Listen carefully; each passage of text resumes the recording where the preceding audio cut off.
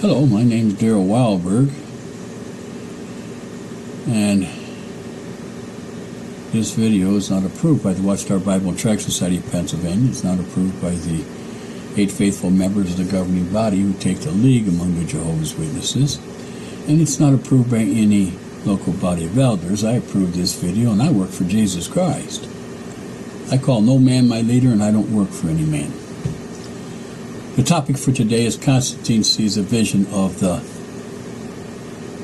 quote, cross, unquote, on the 27th of October 312 CE. The events that took place on this day in 312 CE have been considered by some historians as the most important of all ancient history in terms of defining and shaping the modern world.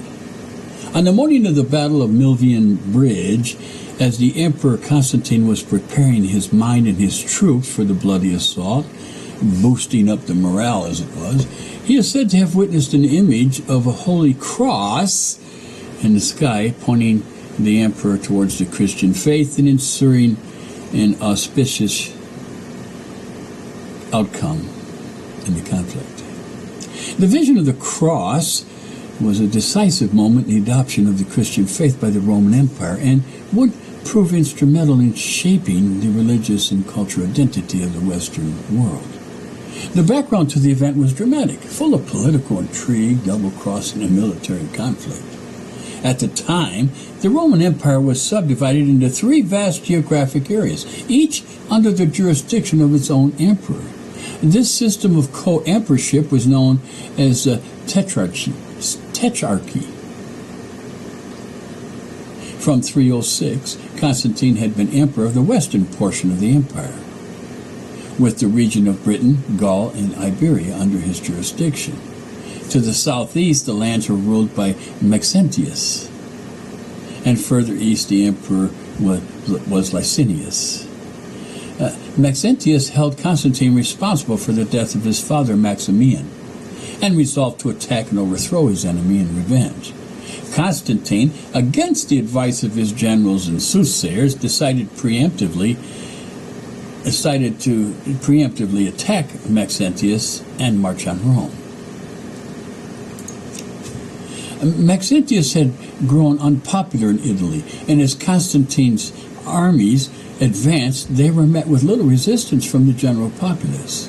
After a series of one-sided victories, Constantine finally reached his nemesis outside Rome, where the decisive battle of the invasion would run its bloody course.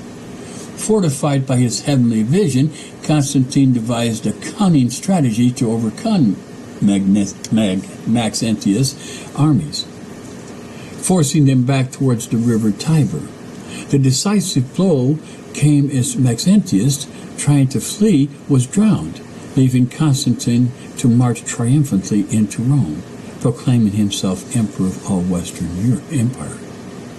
Constantine did not proclaim himself a Christian immediately, but moved towards monotheism was certainly evident very quickly. In February 313, Constantine and his fellow emperor Licinius announced the Edict of Milan, which allowed Christians to follow their faith without fear of persecution. All properties that had been confiscated from the church were returned, and funding was made for the building of new churches and seminaries.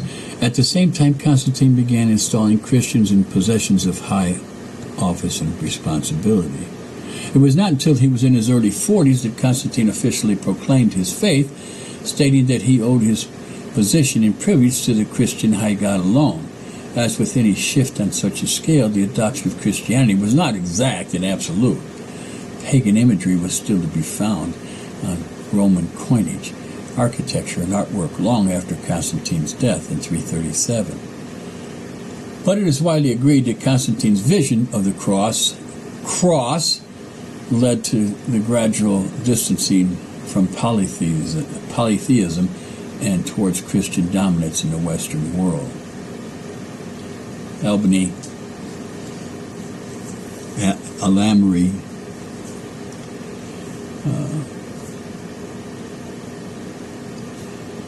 was the credit for this It's interesting here because they use the cross. They don't use the Chi Rho, which is a X with the P on top. Now that was a Greek, 2 letters. It was Greek. And here's the problem with these Kairos. It's Kairos, not Chiro, it's Cairo. Here's the problem with these idiots. Constantine didn't speak Greek fluently.